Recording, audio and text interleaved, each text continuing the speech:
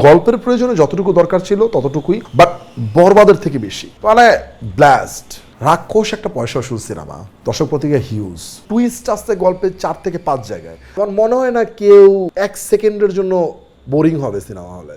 Message তো বরবাদেও ছিল, পাপ বাপ কেউ ছাড়ে না। অলরেডি তো ট্রেলার দেখছেন আপনারা, কি নাই, গাড়ি আছে, প্রাইভেট জেট আছে, সি প্লেন আছে, সবই তো আছে। এটা পুরাটাই মিথ্যা এবং পুরাটাই গুজব। দর্শক প্রতিক্রিয়া হিউজ, একদিনে মানে 24 ঘন্টায় আমরা 10 মিলিয়ন ভিউজ হয়েছে, তাহলে বুঝতেছেন কি পরিমাণ দর্শক রেসপন্স।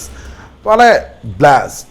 গল্পের প্রয়োজনে যতটুকু দরকার ছিল ততটুকুই, বাট বরবাদের থেকে বেশি। দেখ, আমি তো অ্যাকচুয়ালি সব সিনেমা দেখি না, আমি এভাবে বলতে পারবো না, তবে আমার কাছে মনে হয় সব সারায় যাবে। সেটা শুধু ভায়োলেন্সের দিক থেকে না, গল্পের দিক থেকেও। এটা একটা না, আমার কাছে মনে হয় যে একটা সুন্দর গল্প আছে এটার মধ্যে, শুধু ভায়োলেন্স আছে বিষয়টা কিন্তু তা না। একটা পরিবারের গল্প আছে, একটা প্রেমের গল্প আছে, একটা ইমোশন আছে, ড্রামা আছে, সব আছে।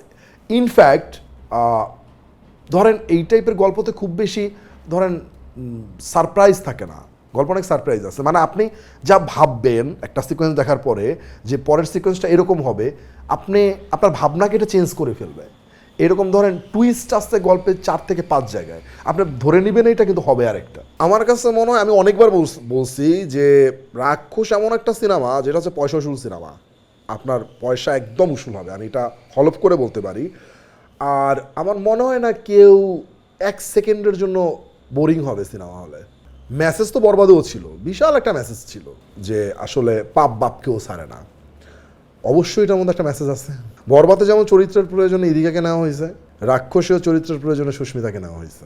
না, বিষয়টা একদমই তা না, পারতো না যে তা না, হয়তোবা আমাদের মাথায় আসে নাই, অথবা আমরা চিন্তা করছি ব্যাটে বলে তাদের সাথে মিলে নাই। না, আপনারা গানটা দেখলে বুঝতে পারবেন কেন নাটে লেখে নেওয়া হয়েছে। মানে আমরা আসলে দিন শেষে যাই করি, দেখেন গল্পটা তো আসলে সিনেমা হলে মানুষকে দেখতে হবে, মানুষকে বিশ্বাস করতে হবে, তো মানুষকে এনজয় করতে হবে। সো ওই গল্পের প্রয়োজনে যে চরিত্রটা আমাদের কাছে মনে হয় এ পারফেক্ট, দেন আমরা তাকেই কাস্ট করি। একদম কুরবানিতে যে সিনেমাটা আসতেছে ওইটাই দেশীয় নায়িকা থাকবে। আমি সিনেমা বানালাম তিনটার মধ্যে 2টা হচ্ছে দেশের বাইরের নায়িকা, আর 3 নম্বর সিনেমাটা দেশি নায়িকা। মানে এটা কারণটা কি না করার? মানে এটার তো আমি নির্দিষ্ট কোনো কারণ দেখতেছি না এটার। দেখেন, আমার সাথে ভাইয়ার বরবাদ হয়েছে, এরপরে আরেকটা ফিল্মের কথা এখনও চলতেছে, এটা অনেক আগে থেকে আমাদের কথা চলতেছে। ওইটা অনেক বড় স্কেলের সিনেমা, ওইটা করতে সময় লাগবে, লিখতে সময় লাগবে। এরপরে এটা গল্পের প্রয়োজনে সিয়ামরা দরকার ছিল, আর যেহেতু এটা ইউনিভার্স আমার, সো ওই জায়গা থেকে দর্শক বুঝবে যে কেন সিয়াম ভাই। মানে এখানে আমার কোনো কনফিউশন নাই, 100-তে 100, আমি 100% কনফিডেন্ট। এক একটা জিনিস এক এক রকম, এখানে আসলে সারায় যাওয়ার মতো কোনো কিছু না। আমরা কেউ আসলে দৌড়পাল্লা দিতে আসি নাই, এটা আমরা একটা সিনেমা বানাচ্ছি। ওই জুটির মতো গেছে সালমান শাহ শাবনুর জুটি, এক সময় গেছে মান্না মৌসুমী জুটি, ওমর সানি মৌসুমী জুটি। সো এক এক জুটি তো এক এক রকম, ওইটার সাথে আসলে এখানে করা কোনো কিছু নাই। এখন পর্যন্ত তো আসলে এই ব্যাপার আমি কোনো কিছু জানি না, কজ আমি এখন পর্যন্ত মানে আমার পোস্ট প্রোডাকশনের একদম শেষ টাইমে আমি দাঁড়ায় আছি, ওইটা নিয়ে আমি ব্যস্ত। হল কতটা পাওয়া গেছে কতটা পাওয়া যায় না এটা আমাদের মানে প্রডিউসার ম্যাম খুব ভালো বলতে পারবে, আমাদের শাহিন আক্তার, সুমি আপু অ্যান্ড আজিম হারুন ভাই। অলরেডি তো ট্রেলার দেখছেন আপনারা, কি নাই, গাড়ি আছে, প্রাইভেট জেট আছে, সি প্লেন আছে, সবই তো আছে। অবশ্যই আমার আরেকটা সিনেমা বানানোর ইচ্ছা আছে, যেটা আসলে নন ঈদ, আমাদের দেশে নন ঈদ একদমই ফিল্ম হচ্ছে না। সো আমার কাছে মনে হয় যে একটা ইন্ডাস্ট্রি 2টা ঈদের উপর দাঁড়ায় থাকতে পারে না, তাও আমাদেরটা দাঁড়ায় আছে, এটা আমরা অনেক ভাগ্যবান। তো আমাদের প্রডিউসার এবং ডিরেক্টর যারা আছেন সবার আসলে উদ্যোগ নেওয়া উচিত, মানে ঈদের বাইরে অন্তত মানে শুরু করি আমরা অন্তত 3টা ফিল্ম দেই, মানে ঈদের বারে 6 মাসে অন্তত 3টা ফিল্ম দেই, যে 3টা ফিল্ম একদম 100% ভালো ভালো ফিল্ম এবং ভালো ভালো নির্মাতা এবং ভালো ভালো প্রোডাকশন হাউস থেকে হওয়া উচিত। আমার বিশ্বাস যদি 3টা ফিল্মে 2টা ফিল্মও যদি হিট করে, দর্শকের যদি ভালো লেগে যায়, দর্শকের ভালোবাসা যদি পায়, আমাদের ইন্ডাস্ট্রি যদি এখন এইখানে থাকে ঠিক এইখানে চলে আসবে। এটা পুরাটাই মিথ্যা এবং পুরাটাই গুজব। আপনারা এই কিছুদিনের মধ্যেই যদি আল্লাহ ইচ্ছা যদি সবকিছু হয়ে যায় তাহলে তো শুনবেনই, সবকিছু জানবেনই। যারা সাকিবিয়ান আছেন, যারা আমার অডিয়েন্স আছেন এবং যারা সিনেমা প্রেমী আছেন, যারা বাংলা সিনেমাকে ভালোবাসেন এবং সিনেমা দেখেন, তাদের উদ্দেশ্যে বলতেছি, আমাদের যে ফিল্মটা বানানোর কথা ছিল ওইটা কাজ চলতেছে, ওইটা কাজ এখন আপাতত একটু অফ আছে, কিন্তু ওটা অনেক বড় স্কেলের ফিল্ম, দ্যাটস ওয়াই একটু টাইম নিয়ে আমাদের করতে হবে, বাট আসবে ইনশাল্লাহ, ইনশাল্লাহ আসবে।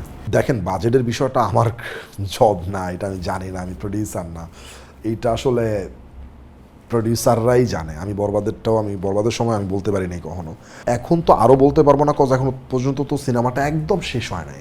হল পর্যন্ত যাওয়া এবং হল পর্যন্ত যাওয়ারও পরে 1 সপ্তাহ পর পর্যন্ত সিনেমার অনেক খরচের জায়গা থাকে, এগুলো তো আসলে সব হিসাব না করে তো আপনাকে বলা যাবে না। আর এটা যদি বলা যায় তাহলে বলতে পারবো আমাদের প্রডিউসার, আমি না।